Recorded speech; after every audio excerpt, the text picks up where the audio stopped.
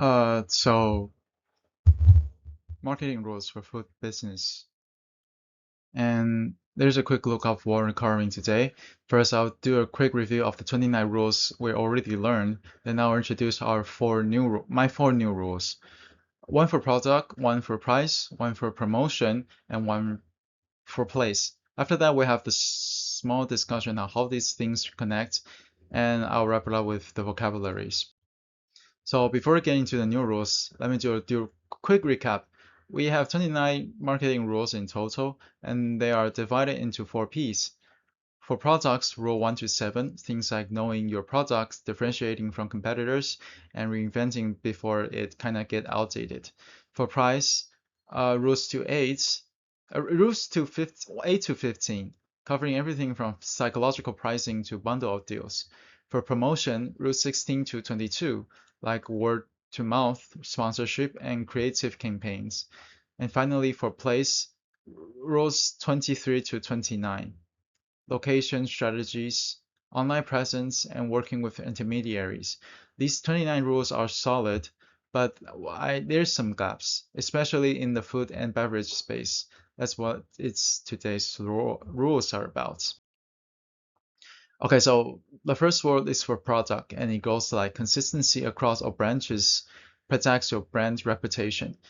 What does this mean? Basically, when a customer visits any location of a restaurant, they expect the same experience, same taste, same quality, same portion size.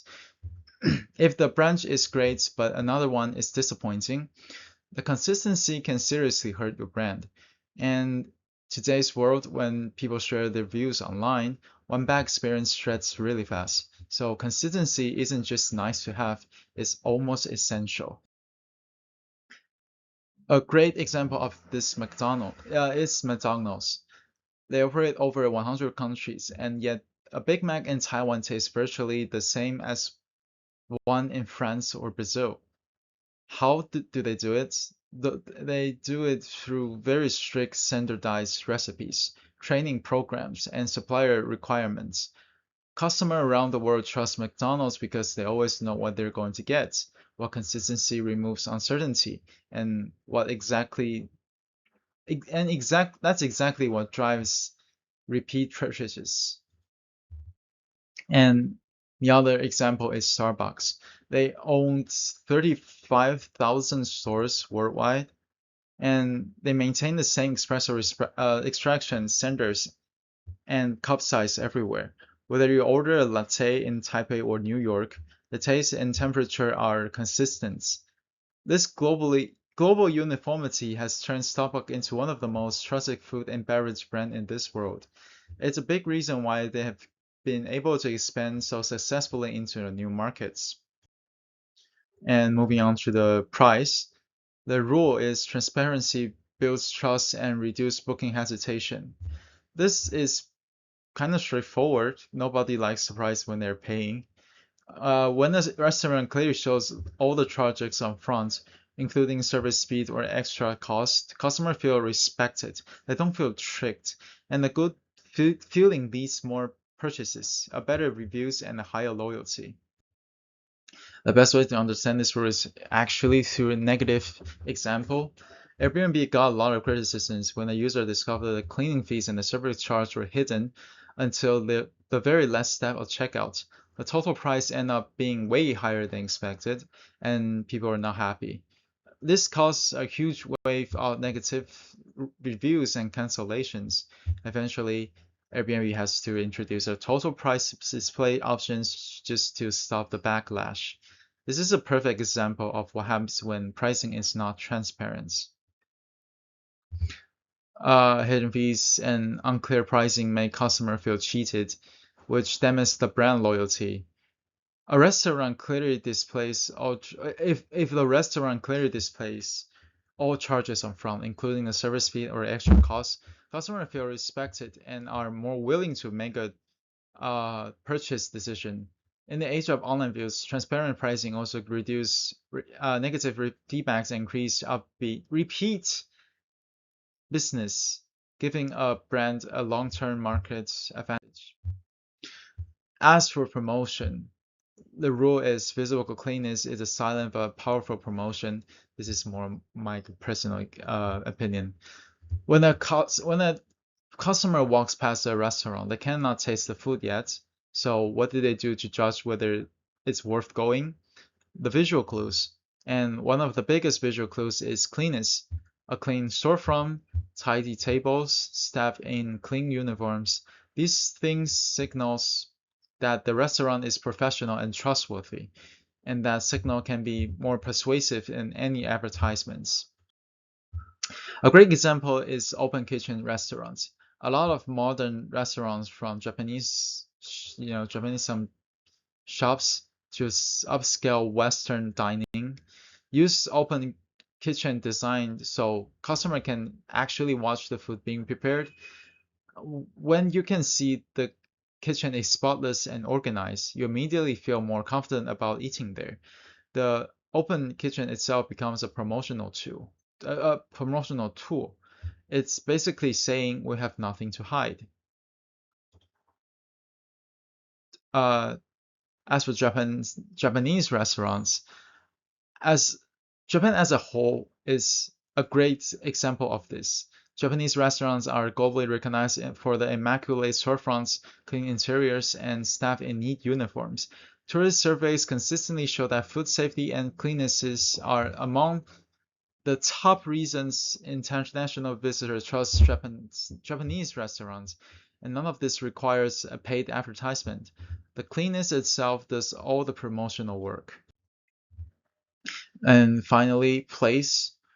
Bringing your restaurant to the customer expands your reach beyond four walls. The idea is it's simple. If you only have one physical location, you can only reach people who happens to walk by your store or specifically come to find you.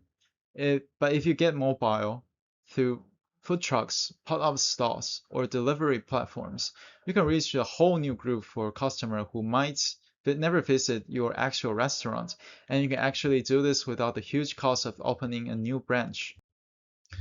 Food trucks are a perfect example. When a food truck show up at a music festival, in a night market, or a pop-up event, it's instantly in front of hundreds or thousands of potential new customers.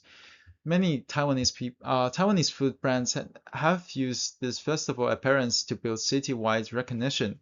The food truck doesn't just make money at the event; it also introduces the brand to people who might later visit the main restaurant or follow them on social media. Another example is delivery platforms like Uber Eats and Foodpanda. A lot of Taiwanese restaurants that join these platforms report significant increase in total orders because we're suddenly reaching customers who live far away, working during lunch hours, or just prefer eating home. Delivery platforms effectively remove the geographic limitations of a physical address. For smaller restaurants that can afford open new branches, this is a game changer in this case. So how do these four rules connect? I think they come from sort of a trust loop. It starts with consistency, quality. When your product is reliable, you can justify charging transparently, and when your pricing is honest, customer trusts you more. Visible cleanness then reinforce the trust before they even try the food. And by going mobile, you spread the trust brands to more and more customers to keep coming back to. To wrap it up, the 29 original rules give us a solid foundation for tourism marketing, but as I shown today, there are some important principles that aren't fully recovered, especially in the food and beverage industry. Consistency builds the trust that marketing alone can buy. Transparent pricing reduces the hesitation and builds loyalty. Cleanness speaks louder than any ads, and mobility breaks geographic barriers and open up new markets. These four rules aren't just theories, they reflect how real customer makes decisions every day. And I think any tourism business that applies them will have a much stronger chance of standing out. So before I finish, there are the 5 words I learned from this project, more from I heard this project. The first is proliferation, which means the rapid spread of something, like how delivery platforms has spread everywhere. The second is homogeneity. Sorry, it's really hard to pronounce. Meaning uniformity, like how McDonald's maintains the same product worldwide. The third is pecuniary, which relates to money, used when talking about price perception. The fourth is ubiquity, means something exists everywhere, like Starbucks stores. And the fifth, attrition. It's more like an alternative word for decay, and it's a gradual loss of over time, which happens when consistency breaks down. And thanks, that's everything I had today. Thanks for listening.